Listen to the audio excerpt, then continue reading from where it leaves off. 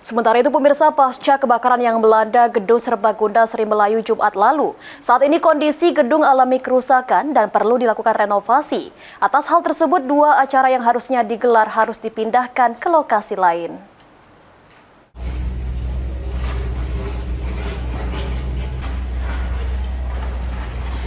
Pasca terbakarnya Gedung Serbaguna Sri Melayu yang terletak di Jalan Kapten Anwar Arsyad, Kecamatan Ilir Barat 1 Jumat lalu, sejumlah petugas gedung tampak membersihkan sisa-sisa barang yang hangus terbakar.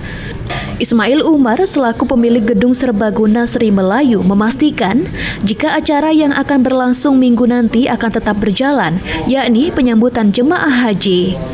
Namun untuk acara pesta pernikahan tanggal 12 Juli mendatang, kemungkinan dipindahkan ke The Sultan, mengingat renovasi yang diperkirakan memakan waktu 10 hingga 15 hari masih berlangsung. Kami sendiri, Sri Melayu ini tiap tahun 10 Muharram itu kumpulkan anak yatim.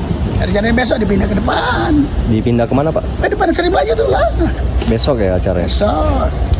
Besok pagi yang untuk haji, siang untuk ini anak yatim. Oh berarti ada satu lagi penyewa Pak yang mau nikah di tanggal 12? Tanggal 12. Tapi dia sampai sekarang masih tetap minta di sini, tapi kalau memang tidak mampu ya sudah.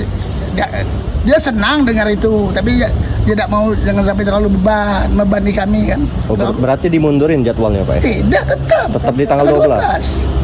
Tanggal 12. Oh, berarti tetap di sini, ngadain acaranya di sini ya Pak ya? Kalau ini keburu di sini, kalau tidak keburu ke Sultan. Kalau keburu di sini, kalau tidak keburu Sultan. Nah, tapi aku berharap supaya dia bagus dan maksimal itu ke Sultan, supaya aku juga begawe dan buru-buru. Meski tidak ada korban jiwa, namun sejumlah barang di area yang terbakar tidak dapat diselamatkan. Sedangkan untuk kerugian ditaksir nilainya mencapai ratusan juta rupiah. Lutfi, PAL TV.